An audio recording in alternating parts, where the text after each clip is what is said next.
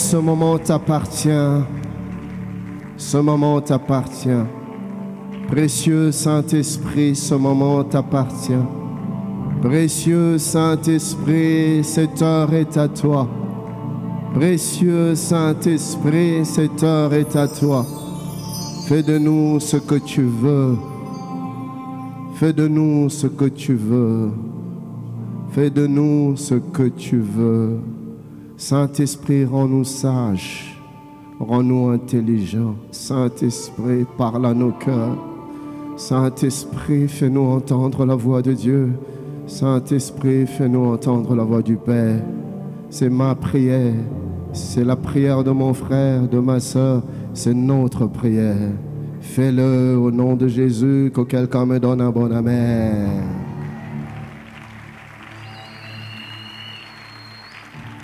Shalom Église, nous pouvons nous asseoir, que le nom du Seigneur soit glorifié. Amen, amen, amen. Y a-t-il quelqu'un qui peut me donner un amen de conquérant ce matin? Un amen de gloire. Dis à ton frère, tu es béni ce matin. Change de voisin, dis-lui la même chose. Amen, amen, amen. La joie remplit encore nos cœurs ce matin pour la grâce et la faveur que Dieu nous accorde de nous retrouver dans sa présence. Et puisqu'il fait toutes choses à dessein, nous croyons que les buts et les objectifs de Dieu seront atteints encore une fois de plus au milieu de nous ce matin. Donne-moi un bon amen. Je voudrais honorer Dieu pour l'apôtre Gustave, pour maman Christine. Merci pour l'invitation. Nous sommes très honorés. Nous sommes touchés par la confiance. Vraiment, recevez toute ma gratitude et toute ma reconnaissance. Église du Seigneur, aidez-moi à apprécier ce merveilleux couple que Dieu nous a donné. Est-ce qu'on peut mieux les apprécier encore? Merci, merci de tout cœur. Merci de tout cœur. Que Dieu vous bénisse. Et je voudrais également apprécier tous les pères qui sont là ce matin. Vraiment que Dieu vous bénisse. Merci pour papa, pour l'apôtre Ndeke. Que le Seigneur soit glorifié. Amen. Nous sommes bénis que de vous avoir. Nous prions que Dieu vous garde encore longtemps pour bénir davantage le corps du Christ. Alors ce matin, je nous invite à ouvrir le Saint-Livre dans l'Évangile selon Luc.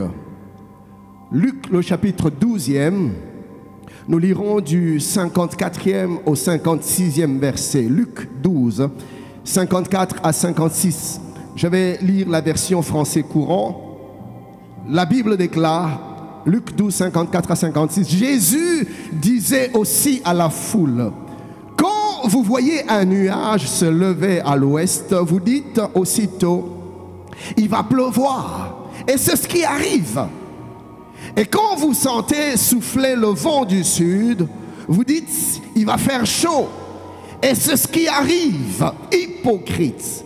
Vous êtes capable de comprendre ce que signifient les aspects de la terre et du ciel. Alors pourquoi ne comprenez-vous pas le sens du temps présent? J'ai aimé une autre version, la version Alfred Quinn, qui transcrit le verset 56e de la manière suivante. Hypocrite que vous êtes, puisque vous êtes capable d'interpréter correctement, avec précision, exactement les phénomènes de la terre et les aspects du ciel, comment se fait-il que vous ne puissiez pas comprendre en quel temps vous vivez? Triste et amer constat c'est en train de faire dans ce passage, et il l'exprime avec douleur, avec tristesse, parce qu'il est en train de se rendre compte d'une chose. Le Seigneur Jésus-Christ fait un constat sur son peuple. Le Seigneur se rend compte que son peuple, c'est-à-dire ses enfants, le peuple de son alliance, mais au même moment ses serviteurs et ses servantes, il fait un constat. Il remarque, il se rend compte que son peuple manque d'intelligence pour comprendre le temps dans lequel il vit. Son peuple manque de discernement spirituel. Son peuple ne sait pas faire la lecture spirituelle des événements qui l'entourent. Son peuple ignore tout de ce qui concerne la saison dans laquelle il se retrouve. Mais Mais de l'autre côté, ils savent discerner, interpréter les signes naturels, les signes physiques. Ils voient un nuage et ils annoncent la pluie et cela arrive. Ils sentent le vent chaud du midi et ils savent qu'il fera chaud. Et c'est exactement ce qui se passe. Mais malheureusement, ils sont incapables de discerner les signes spirituels. Ils comprennent le langage de choses naturelles, mais ils ne discernent pas, ils ne comprennent pas le langage de choses spirituelles. Ils ont l'intelligence du monde matériel, ils ont l'intelligence du monde physique, ils ont l'intelligence de choses visibles, de choses tangibles, palpables, mais ils n'ont pas l'intelligence du royaume pour comprendre les réalités spirituelles. Ils savent percevoir les choses naturelles, les réalités naturelles, mais ils ne savent pas percevoir les mouvements de Dieu. Ils ne savent pas lire le temps sur l'horloge de Dieu. Et Christ s'en plaint. Bien-aimés dans le Seigneur, ce qui est triste, c'est de voir combien plusieurs, même dans notre génération, sont frappés comme par une puissance d'aveuglement. Quelque chose nous a aveuglés, quelque chose a aveuglé les hommes de Dieu. Quelque chose a aveuglé les pasteurs, les prophètes, les apôtres, les évangélistes, les docteurs. Quelque chose nous aveugle. Nous avons l'intelligence de choses appartenant au siècle présent, mais nous manquons d'intelligence en ce qui concerne les choses du siècle à venir. Et le Seigneur pleure dans son cœur. Il se rend compte que les enfants de Dieu ne savent pas discerner le temps dans lequel ils sont. Bien-aimés, laissez-moi nous dire que notre génération, nous sommes un peu devenus comme Balaam le voyant, Balaam le prophète de Dieu. C'est lui qui est censé voir. C'est lui qui, parlant de lui-même, dit: quand je me prosterne, mes yeux s'ouvrent. Il se vante par rapport à sa capacité de lire les choses que personne d'autre ne peut lire. Il se vante par rapport à sa capacité de percevoir les choses invisibles. Il se vante par rapport à son intelligence de comprendre les choses spirituelles. Il dit: moi, quand je me prosterne, mes yeux s'ouvrent. Oh, que Dieu nous épargne de ces hommes qui prennent le micro à longueur de journée, qui ne font que parler de.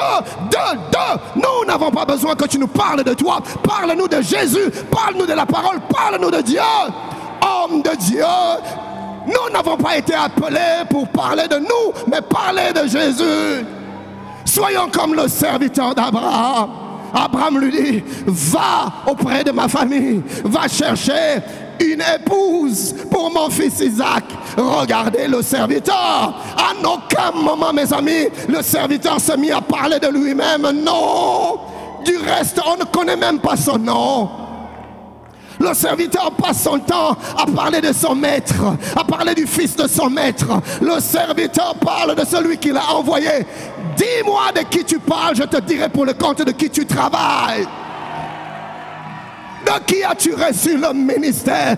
Quel mandat as-tu reçu pour venir parler de toi du haut de la chair? Nous n'avons pas besoin d'entendre ni qui tu es, ni ce que tu fais. Parle-nous de qui Jésus est et de ce que Jésus fait pour l'Église. Donne-moi mon amen.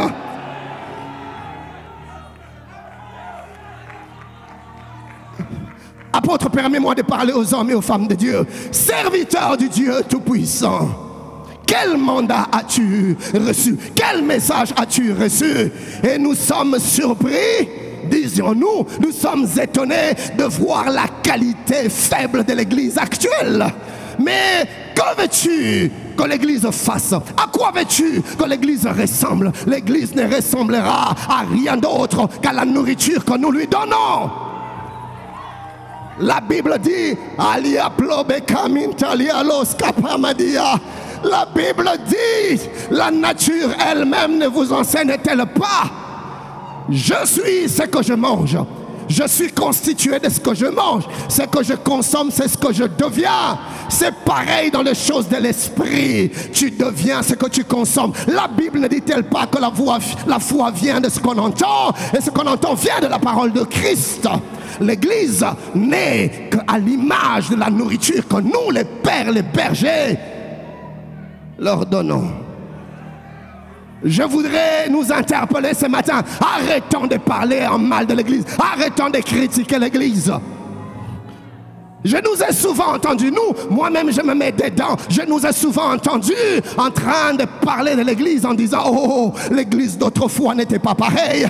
Autrefois, les jeunes étaient consacrés. Autrefois, les jeunes allaient en mission. Autrefois, les jeunes se donnaient à Dieu. Autrefois, les jeunes craignaient Dieu. » Mais aujourd'hui, ce n'est plus le cas. Oh, mon ami, tu oublies que tes fils ne sont qu'à l'image de ce que tu es. La Bible déclare, on engendre selon son espèce. Tes fils sont à ton image, tes enfants sont à ton image. C'est avec pincement au cœur que j'aimerais le dire ce matin. L'église de notre génération est à l'image de ses bergers. C'est à cause de notre légèreté que l'église est légère. Oh l'ami Pakatassa. C'est à cause de nos compromissions que l'église est devenue une église de compromission. C'est à cause de nos duplicités que nos églises sont remplies d'hypocrites.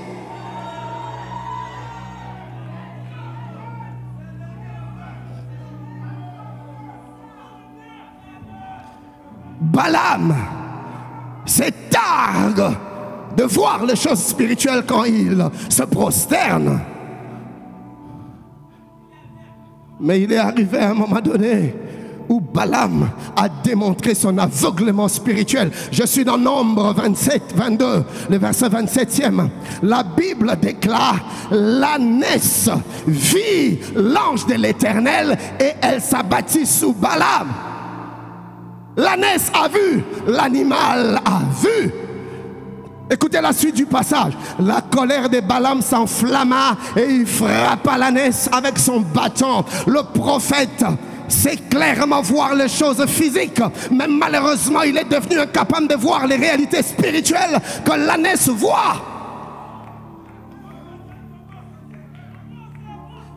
Et avec son bâton, il frappe l'ânesse. Qu'est-ce qui s'est passé? Le voyant est devenu aveugle. Et quand le voyant, le prophète, les bergers deviennent aveugles,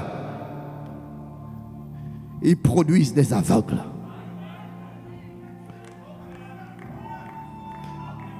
Pardonnez-moi de le dire, mais je me parle, je nous parle. Je ne suis pas exclu de ce que je suis en train de dire. Moi-même, je suis dedans, moi-même, je suis concerné. De ma génération, les bergers lisent les Écritures, mais ils ne savent entendre la voix de Dieu au travers des Écritures.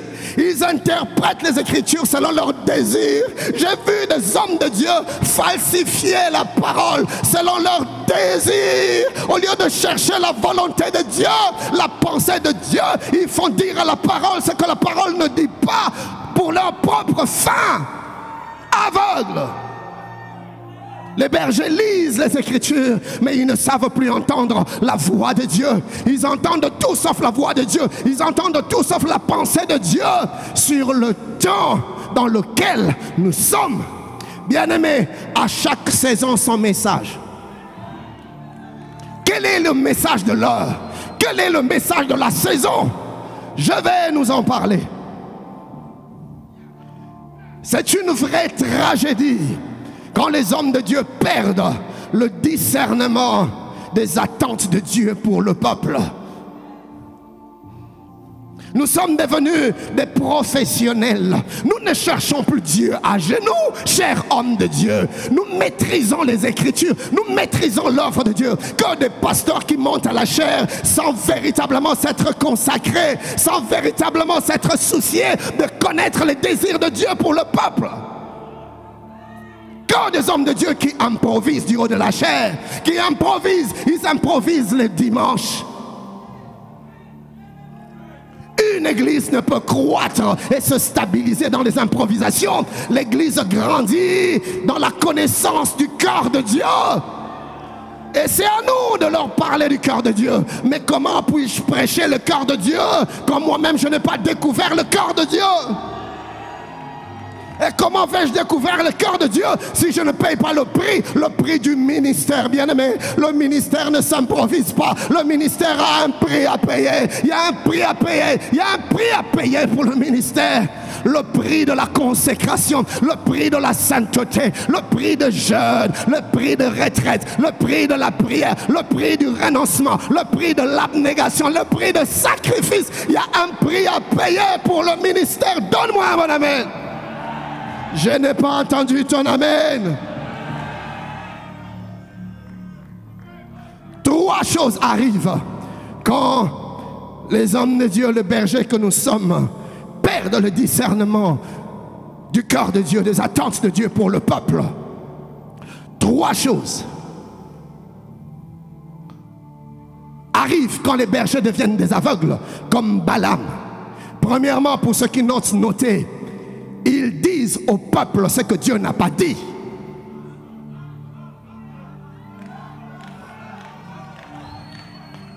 Et nous prétendons parler de la part de Dieu alors que Dieu n'a rien dit. Nous prétendons prophétiser de la part de Dieu alors que Dieu n'a rien dit. Comme Balaam, nous sommes aveuglés par les matériels. Nous sommes aveuglés par la poursuite de guerre. Nous sommes aveuglés par la recherche effrénée des intérêts personnels et passagers.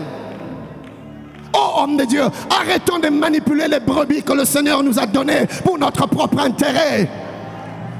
Apôtre Gustave, je ne sais pas qu'en est-il d'ici. Je ne peux pas parler d'ici, je ne peux parler que là d'où je viens. J'ai vu des églises où un culte de 2 heures, vous avez 3, 4, 6 moments d'offrande. Offrande de sacrifice, offrande d'alliance, offrande de reconnaissance, offrande d'amour, offrande de sémence, offrande de guérison, offrande de percée. Les brebis les bergers qui exploitent les brebis pour leur propre gain, pour leur propre intérêt.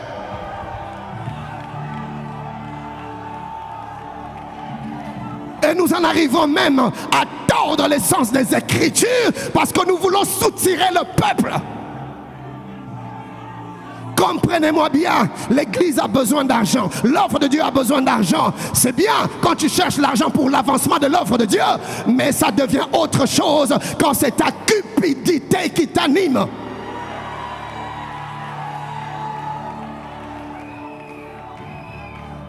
Je te parle à toi. Je me parle à moi-même. Comme Balaam, les bergers sont aveuglés par les matériels. Et nous disons ce que Dieu n'a pas dit.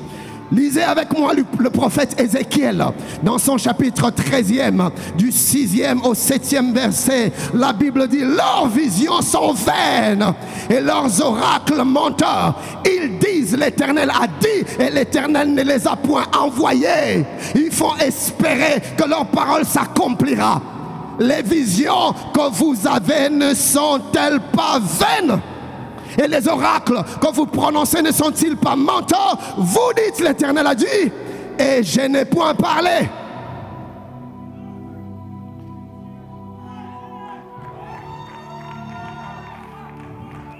Garde-toi de parler des élans de ton cœur aux brebis que Dieu t'a données. Homme de Dieu, c'est une responsabilité que de tenir le micro et de prétendre parler de la part de Dieu. C'est pour ça que l'apôtre Paul dit qu'il n'y ait pas au milieu de vous beaucoup d'enseignants, parce qu'ils seront traités plus rigoureusement que les autres. Tu seras traité rigoureusement. Qu'est-ce que tu dis au peuple, mon ami? Un jour tu rendras des comptes. Un jour tu rendras des comptes. Un jour je rendrai des comptes sur chaque bout des paroles qui sont sorties de nos bouches prétendant être de la part de Dieu. Un jour nous rendrons des comptes.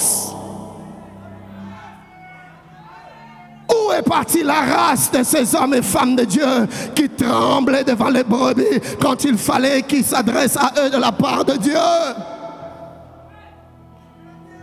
Je suis sidéré quand je vois le nombre de jeunes qui courent derrière le micro, et quand on ne leur donne pas de micro, ils vont sur Internet, ils mettent en place leur plateforme parce qu'ils veulent être vus. Aujourd'hui, les hommes courir après la visibilité.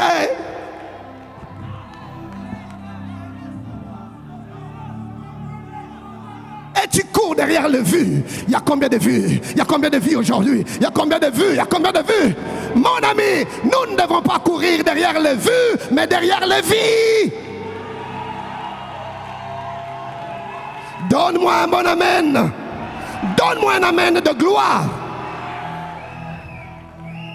Deuxième chose qui arrive quand le berger devient aveugle et incapable de lire les signes spirituels de temps. Deuxième chose notée, il se met à maltraiter, consciemment ou inconsciemment, ce que Dieu a placé sous lui. Balaam, avec son bâton, s'est mis à frapper l'ânesse, à maltraiter l'ânesse, à martyriser l'ânesse. N'est-ce pas ce que nous faisons aujourd'hui, peuple de Dieu, chers serviteurs et serviteurs de Dieu? Nous manipulons les brebis du Seigneur. Nous essorons les brebis du Seigneur. Nous voulons prendre de leur jus jusqu'à la dernière goutte. Et nous le pressons, nous le pressons, nous le pressons, nous le pressons. Pas ici, là-bas. J'ai entendu des gens dire, s'il faut que tu rentres à la maison à pied, rentre à pied, mais donne tout ce que tu as. Berger sans compassion, berger sans amour pour les brebis. Oh, je prie Dieu aujourd'hui qui suscite une nouvelle race de bergers qui ont à cœur les brebis que Dieu leur donne, mais qui ne montent pas sur eux. J'ai vu une image sur internet, je ne sais pas si vous avez vu ça, où un homme de Dieu marchait dans son église et quelques brebis de son église étaient par terre et il marchait sur eux. Insensé, tu es un insensé, tu es un insensé mon ami. Jésus, le roi de gloire, vient sur terre, il dit, je ne suis pas venu pour être servi mais pour servir. Toi, qui es-tu pour te servir? Au lieu de servir Dieu, tu t'es mis à te servir de Dieu. Au lieu de nourrir les brebis, tu t'es mis à t'engrasser avec la graisse des brebis.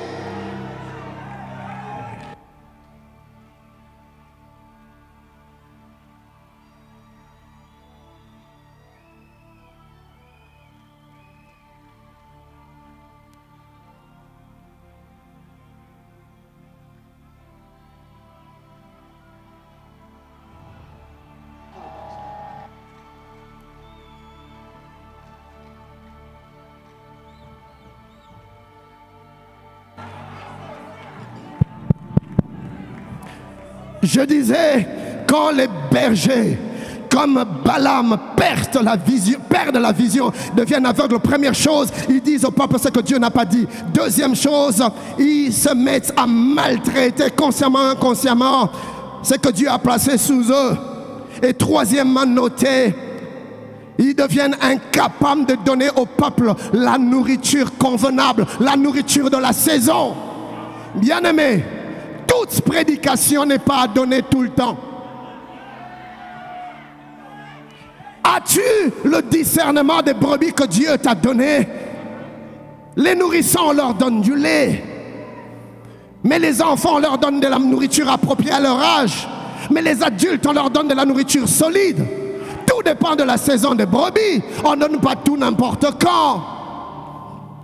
Nos brebis sont devenus mal nourris et ils souffrent de kwashiorkor spirituel.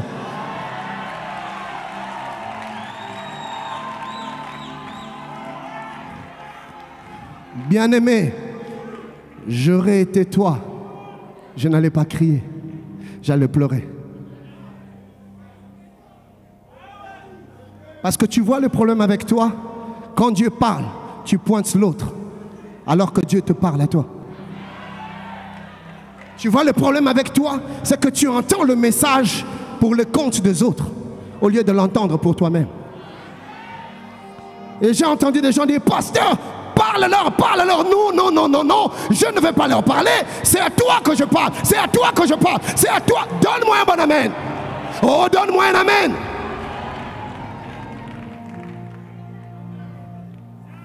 Incapable de discerner la nourriture de la saison. Bien-aimés dans le Seigneur, aujourd'hui encore, nous pouvons entendre la même question retentir du haut des cieux. Comprenons-nous la saison dans laquelle nous sommes. L'Église est dans quelle saison maintenant? Quels sont les enjeux de l'heure? Les enjeux de l'heure te permettra de discerner la nourriture de l'heure. La Bible dit, heureux ce serviteur que son maître à son retour trouvera en train de donner la nourriture convenable, la nourriture au temps convenable. Discernes-tu la saison? Discernes-tu les enjeux de la saison? Église du Seigneur, sommes-nous conscients de l'heure dans laquelle nous sommes? Sommes-nous conscients des enjeux de ce temps? Sommes-nous conscients des réalités spirituelles de notre temps? Je suis venu en ce jour avec un cœur brisé, nous rappeler une réalité prophétique indéniable que nous devons ne jamais ignorer. Église du Seigneur, Dieu m'a dit de nous rappeler que nous sommes en train de vivre dans un temps où une grande obscurité spirituelle couvre le monde. Une grande obscurité spirituelle couvre le monde. Et savez-vous pourquoi? À cause des enjeux de l'heure. C'est la dernière heure. J'ai aimé un passage que le Bishop Ouattara a mentionné, je pense que c'était hier ou avant-hier. Ce passage qui dit: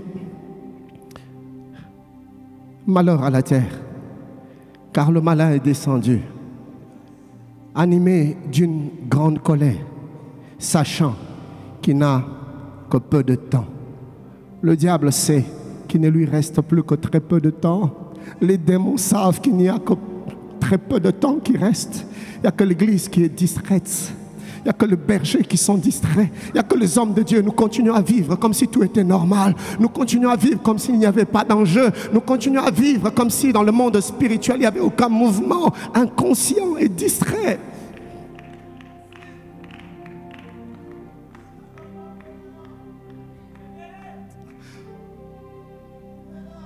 C'est la dernière heure. Lisez avec moi 1 Jean 2, 18.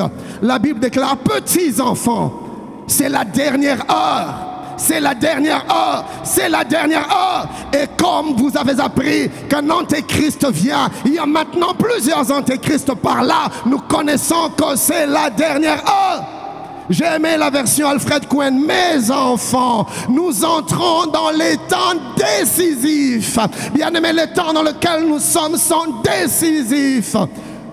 Vous avez appris qu'un antichrist doit venir. Dès à présent, beaucoup d'antichrists ont paru sous bien des formes. Cela nous montre bien que nous sommes entrés dans la dernière heure. C'est la dernière heure. Chers enfants de Dieu, chers hommes, serviteurs et servantes de Dieu, le Seigneur m'envoie nous dire en ce jour, à vous et à moi-même, que nous avons amorcé le dernier virage avant le grand départ. C'est la dernière heure et le temps n'est plus à la distraction. Le diable le sait, mais les bergers semblent l'ignorer. Et l'apôtre Paul dans Romains 13, 11 à 14 dit: cela importe, d'autant plus que vous savez en quel temps nous sommes. C'est l'heure de vous réveiller enfin du sommeil, car maintenant le salut est plus près de nous que lorsque nous avons cru. Écoutez le verset 12e. L'apôtre dit: la nuit est avancée. La nuit est avancée, le jour approche. Dépouillons-nous donc des œuvres des ténèbres et revêtons les armes de la lumière. Marchons honnêtement comme en plein jour malgré la nuit, mais nous marchons comme en plein jour malgré la nuit, mais nous vivons comme en plein jour, loin des excès et de l'ivrognerie, de la luxure et de l'impudicité, des querelles et des jalousies. Mais revêtez-vous du Seigneur Jésus-Christ et n'ayez pas soin de la chair pour en satisfaire les convoitises. Bien-aimés serviteurs et servantes du Seigneur, nous ne pouvons pas nous permettre de vivre comme des ignorants. Nous ne pouvons pas nous permettre de nous prélasser dans le sommeil spirituel et dans la distraction. Le temps sont mauvais. Ce n'est pas le temps de la distraction, ce n'est pas le temps de l'inconscience. Jésus revient et Jésus s'attend à trouver une église préparée, une église sans rides, sans failles, sans taches, une église consacrée. C'est ce que Jésus attend de trouver. Et savez-vous à qui a-t-il donné la responsabilité de préparer l'église? Au berger, à moi et à toi, à nous. C'est à nous la responsabilité de préparer l'église. Sommes-nous conscients que Dieu compte sur toi, sur nous? Es-tu conscient que Dieu compte sur toi pour préparer l'église? Dis-moi, quel message tu enseignes? Qu'est-ce que tu dis au peuple de Dieu? Qu'est-ce que tu dis au peuple de Dieu? Est-ce que le peuple de Dieu est même conscient que Jésus reviendra? Il y a des églises qui sont complètement ignorantes des temps dans lesquels nous sommes. Des églises qui n'ont jamais entendu parler du retour du Seigneur. Des églises qui n'ont jamais entendu parler de l'enlèvement de l'église. Des chrétiens complètement ignorants à ce qui concerne les événements du temps de la fin. Et pourtant, nous sommes dans le temps de la fin. S'il y a une chose pour laquelle nous devions marteler, c'est le message du retour du Seigneur. Jésus revient, Jésus revient. Mon ami, penses-tu que Jésus est mort à la croix pour que ton frère se marie ou pour que tu te maries? Penses-tu que Jésus est mort à la croix pour que tu aies un diplôme, pour que tu aies un visa? Penses-tu que Jésus est mort à la croix pour que tu aies de l'argent? Bassesse, bassesse, bassesse. Nous réduisons Dieu à des futilités, à des banalités. Mon ami, c'est à cause de nous que nos chrétiens, quand ils vont en retraite, ils ne cherchent pas Dieu. Ils cherchent des chaussures, ils cherchent des cinglés, ils cherchent des habits. Vous, un Dieu si grand, vous l'avez réduit au niveau des chaussures, au niveau des chaussettes, au niveau des voitures. Un Dieu si grand, un Dieu si grand, un Dieu si grand, un Dieu si grand.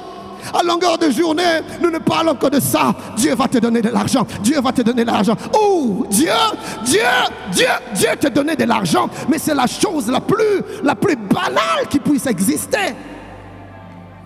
Comment peux-tu investir autant d'énergie pour dire aux gens, Dieu va te donner de l'argent? Dieu est capable de faire bien plus que ça. Dieu transforme de cœur. Dieu transforme de vie. Au lieu de dire aux gens, Dieu va te bénir, dis-leur que toi, tu deviendras une source de bénédiction. Dieu est capable de faire de toi une bénédiction pour ta génération. Sommes-nous conscients du temps dans lequel nous sommes? Sommes-nous conscients des enjeux de notre temps ou sommes-nous distraits, inconscients?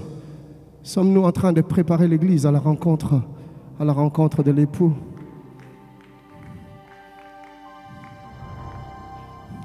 Et la Bible nous montre clairement que nous sommes à l'aube de son retour. Par conséquent, l'apôtre dit, la nuit est avancée. Le monde est sous d'épaisses ténèbres, sous d'épaisses obscurités. Et en lisant les Écritures saintes, chers bien-aimés, on se rend compte que la Bible nous révèle de manière claire et sans équivoque que le Seigneur viendra, il reviendra pendant une période où le monde sera plongé dans la nuit, dans les ténèbres de la nuit. C'est biblique et c'est clair. Je vais vous le démontrer. Lisez avec moi Matthieu 25. Matthieu 25, 5 à 6. Donnez-moi un peu plus de retour, s'il vous plaît. Matthieu 25, 5 à 6. La Bible déclare, comme l'époux tardait, toutes s'assoupirent et s'endormirent. Au verset 6e, la Bible dit, au milieu de la nuit, on cria, voici l'époux, allez à sa rencontre. C'est à quelle heure de la journée que le cri est sorti, annonçant le retour de l'époux? La nuit, pendant la nuit. En plein milieu des ténèbres, en plein milieu de l'obscurité. Lisez avec moi Luc chapitre 17e, 34 à 36, la Bible dit, je vous le dis, en cette nuit-là, pas en cette journée-là, en cette nuit-là, de deux personnes qui seront dans un même lit, l'une sera prise et l'autre laissée. Lisez avec moi 1 Thessaloniciens 5, le verset 2e. Car vous savez bien vous-même que le jour du Seigneur viendra comme un voleur dans la nuit. À plusieurs égards, la Bible est claire que le temps de son retour ça sera la nuit. Bien entendu, chers bien-aimés, il ne s'agit pas ici d'une nuit physique, mais plutôt d'un état spirituel dans lequel le monde se retrouvera à l'aube du retour de notre Seigneur. Dans le peu de temps qui me reste, permettez-moi de nous parler de la nuit. Dis avec moi la nuit. Que représente la nuit? La nuit est une image de l'obscurité. La nuit nous renvoie aux ténèbres. La nuit sous-entend l'absence de lumière. Voici les caractéristiques du temps dans lequel nous sommes. Et dans un langage spirituel, la nuit nous rappelle un certain nombre de réalités. Premièrement, notez, la nuit nous renvoie au tâtonnement et à l'aveuglement. Parce que la nuit, personne ne voit. Quand il y a l'obscurité, on tâtonne. On ne sait pas où on va. On ne sait pas où on est. On est dans l'ignorance de l'environnement parce qu'il fait noir. Partout, c'est les ténèbres. On n'a aucun discernement. On n'a aucune intelligence de l'environnement. La nuit. Et en ces temps, dans cette saison, plusieurs bergers sont comme dans la nuit. Ils n'ont pas de repères, ils n'ont pas de références. Vous allez voir des hommes de Dieu qui ne savent rien des attentes de Dieu. Ils évoluent dans l'aveuglement, dans l'obscurité. Ce dimanche, il vient, il parle de ci. L'autre dimanche, il vient, il parle de ça. Il touche, il ne sait pas, il tâtonne. Et ces messages de tâtonnement ne peuvent jamais transformer des vies.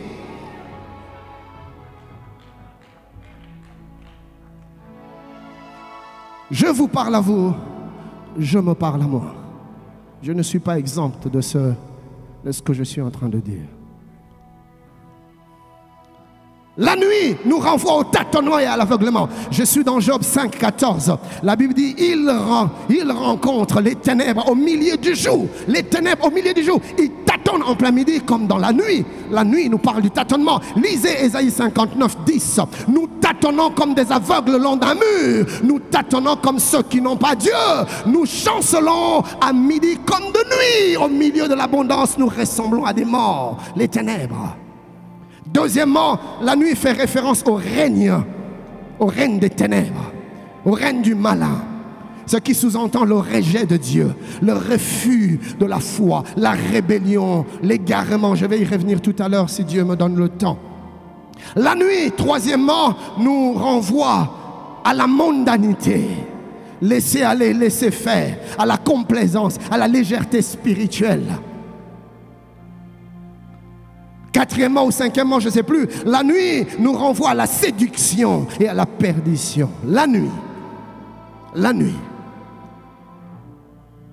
Mais bien aimé, la nuit nous parle également de l'heure des grands enjeux spirituels, comme je ne cessais de les répéter. Et le texte que j'ai cité tout à l'heure, c'est Apocalypse 12, 12, où la Bible dit, le diable est descendu, animé d'une grande colère, parce qu'il sait, il est conscient qu'il n'a que très peu de temps. La nuit. Nous sommes dans une saison où la nuit pèse sur nous. La nuit pèse sur le monde. La nuit pèse sur nos nations. La nuit dans le monde. Laissez-moi nous dire qu'en ce temps de la fin, la nuit pèse sur le monde. Ésaïe 60 verset 2 dit, voici les ténèbres couvrent la terre et l'obscurité les ténèbres. Nous sommes dans un temps où les peuples sont couverts par l'obscurité. Et c'est comme ça que vous remarquez ce que j'avais mentionné hier à la campagne. Nous vivons l'accroissement du mal, l'éloge du mal. Nous sommes à l'heure de l'éloge de l'immoralité, de l'éloge de la perversion. Il vous suffit juste de pousser, de tourner les boutons de vos postes téléviseurs. Vous allez voir comment on loue l'iniquité, comment on loue la perversion, comment on acclame l'immoralité. C'est le règne de la mondanité, de la perversion. La nuit dans le monde, malheureusement, vous trouvez des hommes de Dieu, des bergers comme vous et moi, en train de passer des heures et des heures devant la télé. Qu'est-ce que tu regardes pendant des heures devant la télé, mon ami? Qu'est-ce que tu remplis ton âme de quoi? Tu remplis ton esprit de quoi? À longueur de journée, tu es dans les réseaux sociaux. Qu'est-ce que tu fais des heures, pendant des heures dans des réseaux sociaux? Qu'est-ce que tu fais constamment sur Facebook? Qu'est-ce que tu cherches? Homme de Dieu, homme de Dieu, homme de Dieu, homme de Dieu. Tu nourris ton âme de quoi?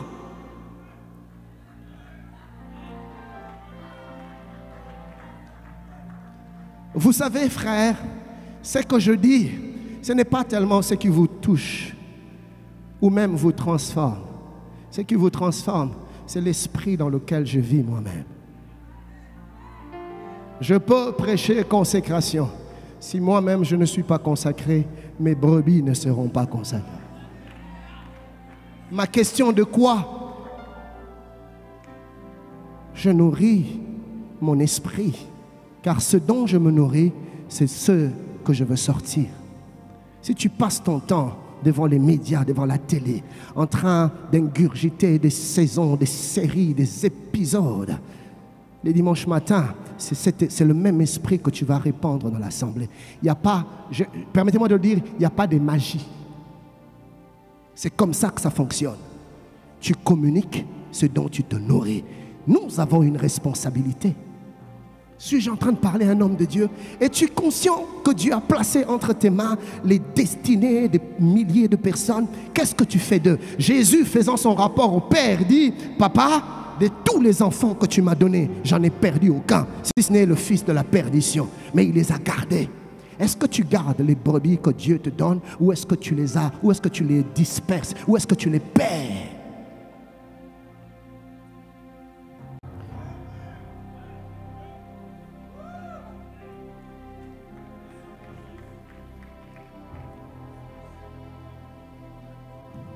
Ésaïe dit dans le chapitre 5e, le verset 20: malheur à ceux qui appellent le mal bien et le bien mal, qui changent les ténèbres en lumière et la lumière en ténèbres, qui changent l'amertume en douceur et la douceur en amertume. C'est le monde dans lequel nous sommes.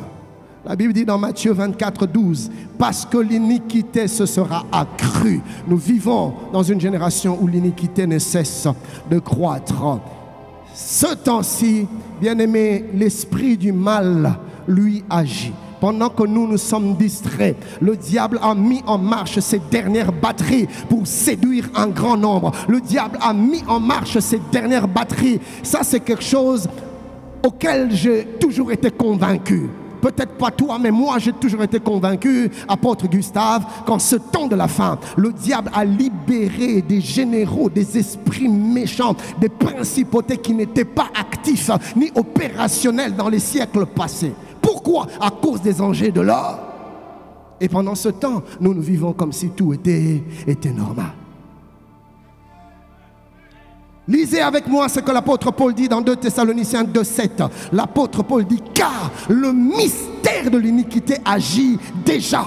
Français courant dit: la puissance secrète de la méchanceté est déjà à l'œuvre. Il y a un esprit de l'iniquité qui agit, qui opère. Un esprit de la méchanceté qui agit et qui opère. Comme conséquence, nous vivons dans le monde le rejet de Dieu, le rejet de la foi. Regardez en Occident. Ils ne veulent plus entendre de Dieu. Il y a quelques années en arrière, vous voyagez, vous avez certainement fait les mêmes observations. Pasteur Yves, apôtre Yves, il y a quelques années en arrière, quand je me retrouvais à Bruxelles, sur la grande place, je voyais des crèches avec des petits Jésus. Mais aujourd'hui, allez au même endroit, on a enlevé le petit Jésus, on a enlevé les anges, on a enlevé toutes ces choses. Il ne reste plus que des guirlandes, il ne reste plus que de lumière. Une parodie de lumière, parce que c'est les ténèbres qui est entrée. Mais on ne veut plus rien entendre de Dieu. Dans les écoles, dans les universités, on a enlevé Dieu. Je ne sais pas ici, mais dans ma nation, quand je grandissais, quand j'étais petit, il y avait des cours de religion, des cours de morale.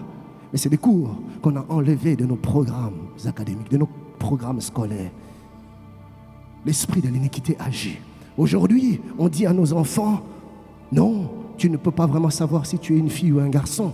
Grandis d'abord, et puis tu sauras, et puis tu vas décider. L'esprit de l'iniquité. Aujourd'hui en France, on veut arracher aux parents l'autorité parentale sur les enfants. On dit à partir de 16 ans, l'enfant a le droit d'échanger le sexe s'il le veut. Et tout parent qui osera s'en tréposer se fera arracher les enfants. L'esprit de l'iniquité opère, et il opère sérieusement. Écoutez la musique mondaine. Il n'y a que violence, il n'y a que haine, il n'y a qu'amertume, il n'y a que sexe, il n'y a qu'immoralité. le diable opère. Et aujourd'hui, il ne se cache plus. Les musiciens mondains s'affichent comme étant des adorateurs de Satan. Et dans leurs chansons, dans leurs clips, ils font de plus en plus de clips montrant leur allégeance à Lucifer. Pendant ce temps, l'Église, nous, on dort dans la distraction. Nous passons notre temps à nous entretuer les uns les autres. Nous passons notre temps à nous empoisonner les uns les autres. Nous passons notre temps à nous critiquer les uns les autres. Oh, s'il y a une catégorie d'individus difficiles à gérer, c'est les pasteurs.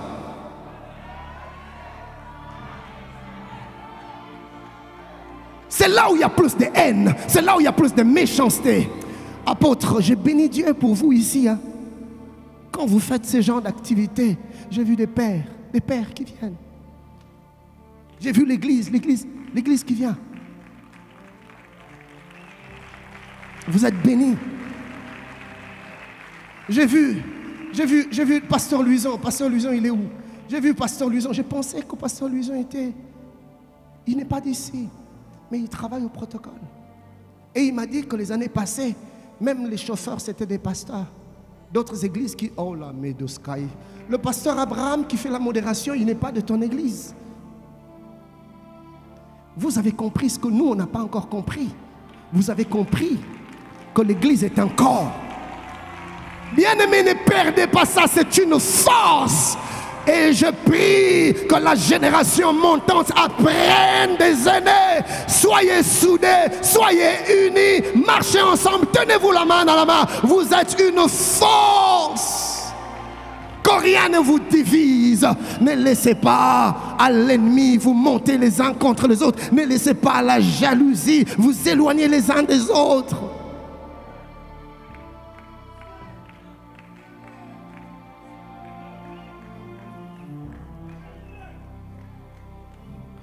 Je vais atterrir. Je vais atterrir. Mais j'aurais aimé, mes chers frères et sœurs, que les ténèbres s'arrêtât dans le monde. Malheureusement, les ténèbres sont entrées même dans l'Église. Pire encore, les ténèbres sont entrées même dans le sacerdoce.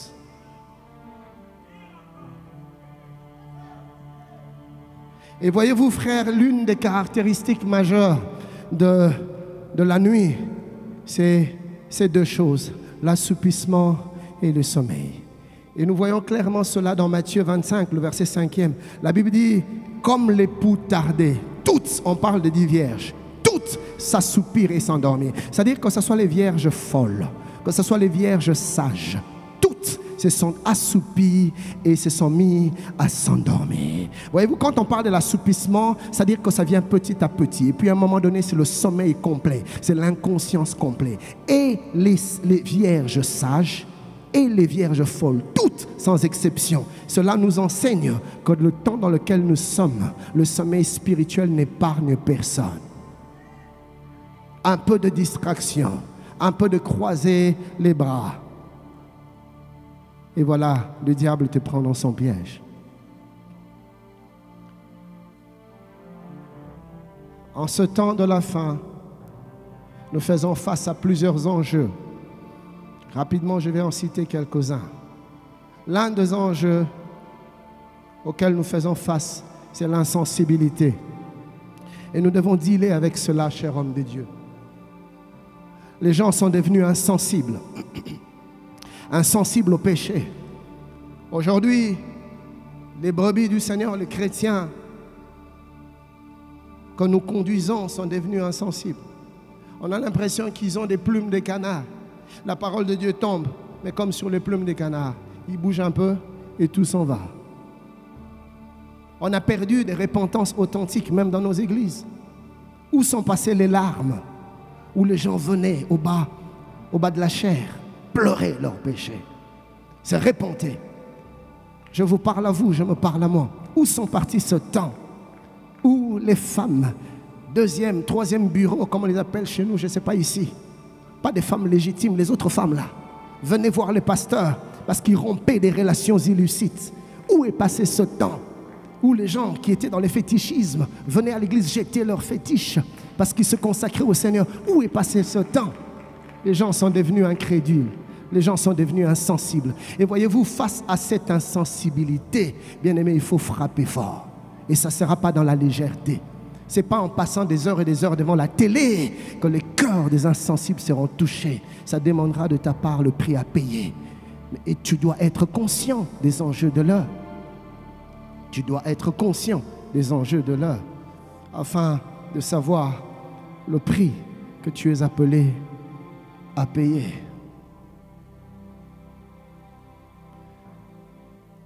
J'aurais eu le temps, j'allais parler de la distraction et de la désorientation chez les hommes de Dieu.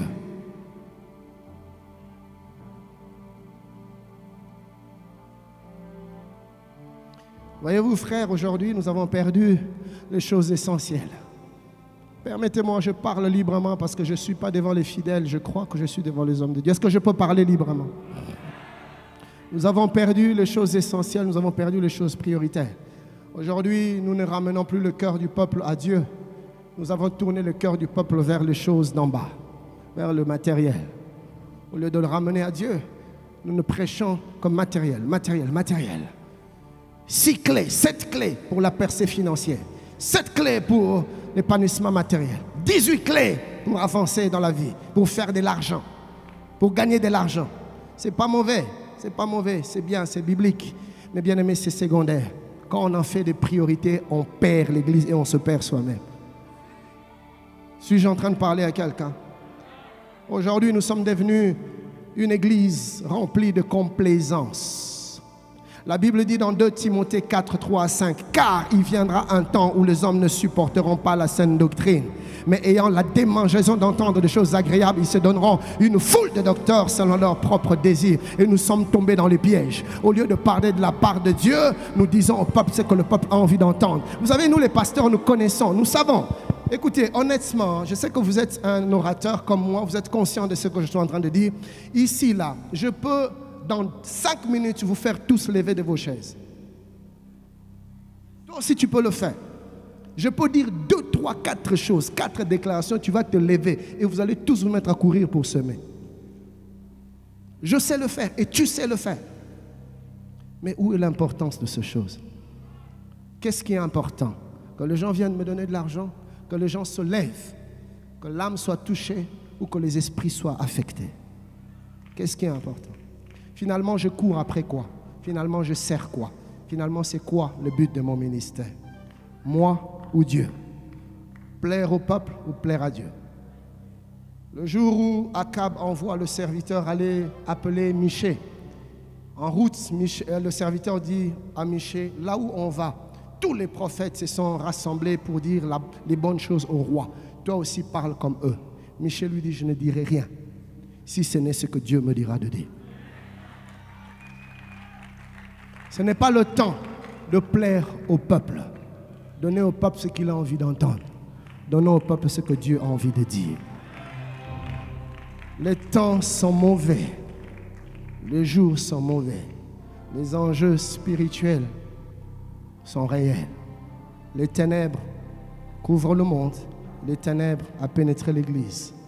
Le temps est arrivé pour les bergers de se réveiller, de ramener le cœur à Dieu, de réjouir le cœur de Dieu et non le cœur du peuple. Que Dieu vous bénisse.